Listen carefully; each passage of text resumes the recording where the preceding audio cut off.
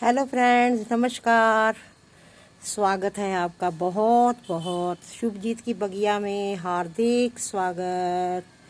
और मेरे दोस्तों, कैसे हो? अब मैं लो फिर हाजिर हूँ नया टॉपिक लेकर आपके सामने।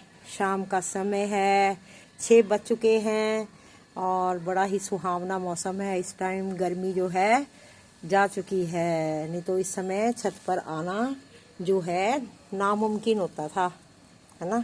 मुमकिन हो ही नहीं सकता था कि हम इतने बजे आकर छत पे अपने गार्डन को देख सकें। बहुत गर्मी लगती थी, पर लेकिन अब समय जो है काफ़ी बदलाव आ गया है। सर्दी ने हल्की हल्की सर्दी ने दस्तक दी है, तो उसके लिए ही मैं आपके सामने हाजिर हुई हूँ कि अब हमारे पौधों को सर्दियों के लिए कैसे हम ताकतवर खाद जो है फर्टिलाइज़र दें। जैसे हम सर्दियों में खूब अच्छा अच्छा खाना खाने का वो इंतज़ार करते हैं कि हा मक्की की रोटी खाएंगे, साग खाएंगे, है ना, मक्खन खाएंगे, घी खाएंगे, पंजीरी खाएंगे, पता नहीं क्या क्या हम विचार सोचते हैं। और अच्छा भी लगता है और सर्दी का खाया हुआ लगता भी है। हम सब गर्म चीज़ें खाते हैं, है ना। मूंगफलियाँ खाते हैं, सर्दी तेज आती है तो रेबड़ियाँ खाते हैं। तो ऐसे ही हमने अब पौधों का भी ध्यान रखना है कि अब सर्दी आ रही है तो इनको भी हम अच्छी अच्छी ताकतवर खुराक देंगे, तो तभी तभी तो ये भी फलेंगे फूलेंगे, इनमें भी जान आएगी। इनकी इनकी अब सर्दी के मुताबिक अब हमने इनको क्या भोजन देना है, इनको क्या खुराक खिलानी है, आज मैं वही सारी चीज़ें आपके सामने लेकर आई हूँ। जो कि चीज़ें, ये जो फर्टिलाइज़र हैं हमारे गर्मियों में पौधों को नहीं दिए जाते। कौन कौन से? जैसे सरसों खली, ये तिल तिल की खली, ये मूंगफली, वाइट चूना, जो भुजा हुआ चूना होता है। चूना तो हमारा गर्मी सर्दी दोनों सीज़न में चलता है ना। चूना जो है वो गर्म में नहीं आता, ठंडा होता है, तो उसको हम सर्दियों में भी देते हैं और गर्मियों में भी देते हैं, क्योंकि ये कैल्शियम का भरपूर स्रोत है। तो इसलिए हम कैल्शियम जो है हर 3 महीने में एक बार ज़रूर देते हैं, ताकि पौधों की पत्तियां जो हैं हरी भरी रहें और वो पौधे हमारे इस तरह फूल फल देते रहें और हरे भरे खिले रहें। तो तीसरा सोयाबीन, है ना। सोयाबीन का ये खली, ये पाउडर जो है ना, ये सोयाबीन का छिलका है। ये सोयाबीन साबित मैंने इसलिए रखी है, आपको दिखाया कि सोयाबीन जो है उसका है ये पाउडर। और ये इसकी जो जैसे सरसों की पीस के खली बनती है ना, ऐसे ये सोयाबीन की है। और ये तिल जो है, ये देखो, ये तिल साबुत दिखा रही हूँ मैं आपको, ये साबुत तिल है और तिल की ये खली है। ये देखो, ये ऐसे मिलती है पिसी हुई, ये ऐसे खली मिलती है। और ये मूंगफली है और ये हमारा चूना है। चूना देखो, ये पान वाली दुकान से भी मिल जाता है और भी मेरे ख्याल शायद हो सकता है कि करियाना स्टोर या पंसारियों से मिलता हो भुजा हुआ चूना, है ना। हो सकता है, मुझे पक्का नहीं पता, मैं ऐसे नहीं बोलूँगी, क्योंकि ये मैं लाई हूँ पनवाड़ी से। ये भुजा हुआ चूना होता है जो खाया जाता है। और या फिर दूसरा चूना अगर आपने यूज़ करना है पौधों के लिए, तो उसको ला के आपको जो है भिगोना पड़ेगा 24 घंटे के लिए, क्योंकि वो पानी में जैसे ही डालते हैं उसकी ज्वलनशीलता जो है तेज़ हो जाती है और गड़गड़ गड़गड़ ऐसे उबलता है वो पानी, तो वो 24 घंटे में शांत हो जाता है। तो उसका पानी नितार के जो है पौधों को दिया जाता है कैल्शियम के रूप में। तो आज मैं बताऊंगी कि ये फर्टिलाइज़र जो है हमने किस तरीके से देना है। ये बोन मील है ना, और ये हमारी नीम खली है। तो इसको देने का तरीका बड़े ध्यान से सुनो कि इसको हमने देना कैसे है। अब देखो, ये एक तरह से ये मैं सारी चीज़ें जो आपको बता रही हूँ ना, तिल की खली, मूंगफली, है ना, सोयाबीन की खली और ये सरसों खली, ये जो है बोन मील का सब्स्टिट्यूट है। क्योंकि बोन मील क्या है, एक जानवरों की जो हड्डियां हैं उसके चूरे से बनाई जाती है। अब देखो, सभी मेरे भाई बहन मित्र बंधु जो हैं सब नॉनवेज को नहीं खाते, है ना। मैं भी खुद पंडित हूँ, मैं भी नहीं खाती। लेकिन क्या होता है कि कुछ % ऐसे हैं जो खाते नहीं हैं, लेकिन वो ये खाद वगैरह आराम से यूज़ कर लेते हैं। लेकिन कई मेरे भाई बहन मित्र प्यारे जो हैं वो इस चीज़ का बहुत वहम करते हैं। तो उनके लिए ये मैं स्पेशल आज वीडियो बना रही हूँ कि जो बोन मील मेरे भाई बहन नहीं यूज़ कर सकते, वो आप इन सर्दियों में, ये गर्म खाद है, सारी सबकी तासीर गर्म है, सिर्फ एक चूना को छोड़ के। ये बुझा हुआ चूना इसलिए ठंडा है, बाकी जितनी भी खली हमने जितनी देनी है पौधों में, ये इनकी तासीर जो है वो गर्म है। क्योंकि ये ठंडी खाद में नहीं आते, और ये ना गर्मियों में दी जाती है, ये सिर्फ सर्दियों में ही इनको दिया जाता है। सर्दियों के लिए ये सारा जो है फर्टिलाइज़र है, क्योंकि बोन मील हर कोई नहीं दे सकता। जो बोन मील का यूज़ करते हैं उनको इन चीज़ों की ज़रूरत नहीं पड़ती, वो सरसों खली और बोन मील से ही अपना काम चला लेते हैं। सफ़ेद तिल इसलिए हैं कि मतलब इसमें बहुत न्यूट्रिशन है, सोयाबीन में, सफ़ेद तिल में, है ना, चूने में, और इनमें भरपूर मात्रा में कैल्शियम पाया जाता है। सरसों खली में देखो, सरसों खली में नाइट्रोजन भी होती है ना, 1.2% पोटाश भी पाई जाती है, इसमें फास्फोरस भी पाई जाती है, इसलिए बहुत गर्म है। ये गर्म खाद होती है, तभी इसको भिगो के, इसको नितार के, इसका पानी जो है पौधों में डाला जाता है सर्दियों में। जैसे साग लगाया आपने, पालक लगाई है, सरसों लगाई है, मूलियाँ लगाई हैं, और भी जैसे टमाटर है, बैंगन के पौधे हैं, और कई तरह की सब्जियां, जो जुकनी लगाई है, किसी ने कुछ भी लगाया है, तो इससे घिया है ना, कद्दू है, मतलब इत्यादि बहुत कुछ। तो इन सब्जियों में अगर आप डालोगे तो इनकी ग्रोथ क्या बड़ी तेज़ी से होती है, सरसों खली अगर हम डालते हैं, क्योंकि फास्फोरस है इसमें।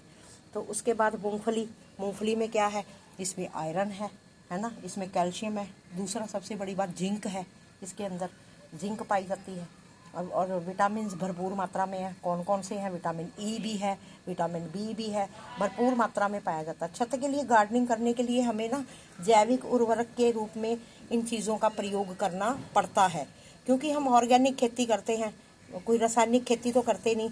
तो हम इससे ही अपने जो पौधों में जो कमी होती है उसको हम पूरा करते हैं।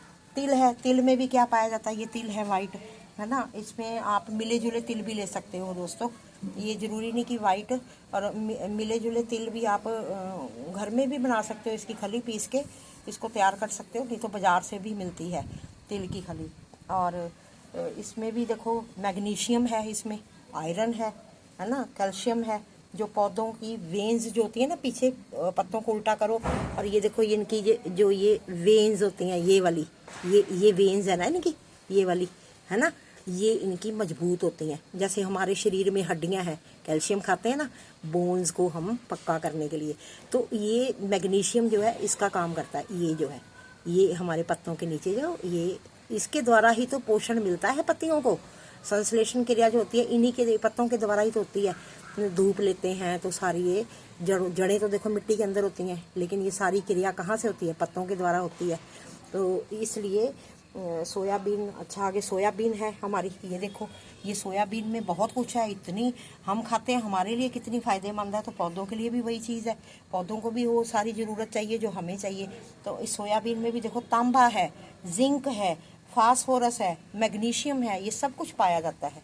तो इस वजह से इन चीज़ों का प्रयोग जो है हम फर्टिलाइज़र के रूप में अपने पौधों को करते हैं। ये बोन मील का सब्स्टिट्यूट है। जो मेरे भाई बंधु जो हैं वेजिटेरियन हैं, वो इस बोन मील को थोड़ा यूज़ करने के लिए परहेज़ करते हैं। तो इस वजह से मैंने ये सारी आपके सामने आ रही है वीडियो बनाई है मैंने, और आपको समझा रही हूँ कि इसके बदले आप ये मूंगफली और ये तिल, चूना और ये अपना सोयाबीन, इन सब की जो है आप अपने उसमें खाद जो है बना के अपने पौधों में डाल सकते हैं। एक और कैल्शियम का स्रोत हम किसको कहते हैं, ये देखो केले के छिलके मैंने बहुत सारे सुखाए हुए हैं, इसको अगर हम पीस के इसकी खाद भी बनती है। देखो मैंने कितने केले के छिलके ये सब सुखा रखे हैं। लेकिन हमने इसको एक बात का ध्यान रखना है, गीले केले के छिलके या तो नीचे कंपोस्ट जब बनाते हो ना हम, कच्ची सब्जियां जैसे हम नीचे गमलों में भर दें, तो ऊपर हम अपनी मिट्टी और खाद डालते हैं, तो आने वाले 3 महीनों में अपने आप ही नीचे वो सब्जी के छिलके जो भी है, वेस्टेज है, वो अपने आप डीकम्पोज हो जाती है और हो जाता है। उस टाइम पे आप इनका, केलों का, आप हर एक गमले में 3 से 4 छिलके अगर डाल दोगे तो अपने आप डीकम्पोज हो जाते हैं। नीम की पत्तियां भी साथ में डाल दोगे तो बड़े अच्छे से कंपोज हो जाती हैं। और वो नीम की पत्तियां साथ में डालनी इसलिए ज़रूरी है कि वो अंदर फंगस नहीं होने देंगे और कीड़े नहीं होएंगे, मिट्टी में कीड़ा उत्पन्न नहीं होएगा।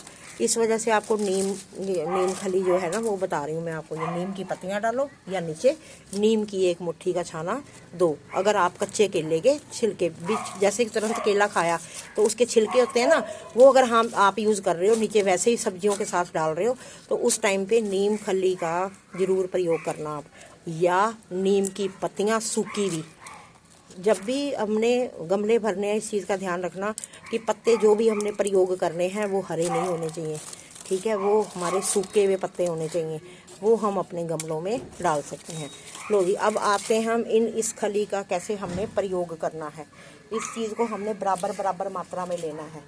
कैसे लेना है, जैसे हम ये तिल है और इसको हमने डायरेक्ट नहीं मिट्टी में डालना, ठीक है। ये ध्यान से सुनो।